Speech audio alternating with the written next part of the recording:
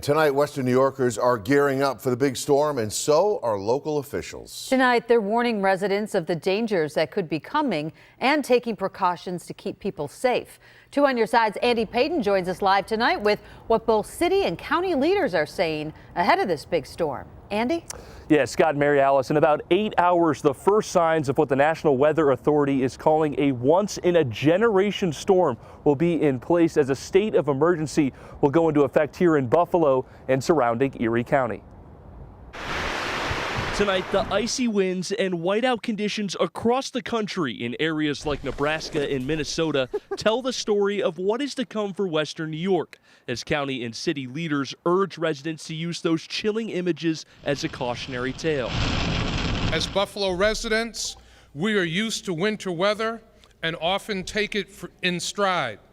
But forecasters say this storm is not our typical storm. In addition to sounding the alarm and issuing a state of emergency starting at 7 a.m. tomorrow, county executives and their crews are already working to pre-treat the roads and reduce the risk of floods by lowering the water level in the Niagara River.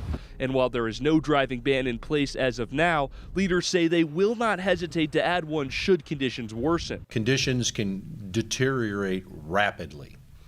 Seriously, when you could be driving and thinking it's not so bad and then find yourself in a situation where you cannot see past your front windshield. You can't even see the front of the hood of your vehicle. And in order to avoid getting stranded like the dozens on Southwestern Boulevard last storm, leaders are begging residents to stay off the roads and in their homes or risk the threat of frostbite and other potential life-threatening injuries to themselves and others. If you're going about, say I want to go to grandma's house, and you get stuck in a snowbank during the middle of a blizzard, it's going to be very difficult for us to send help out because it's going to be tough for and putting at risk our first responders. And while so much of today is about preparing for what's to come, local officials are reminding everyone tonight the decision you make over the next few days could impact not just this holiday, but the ones to come. Next year at this time when we're standing here or you're gathering with your families, you're not just a distant memory. You're not a statistic from what we know is coming.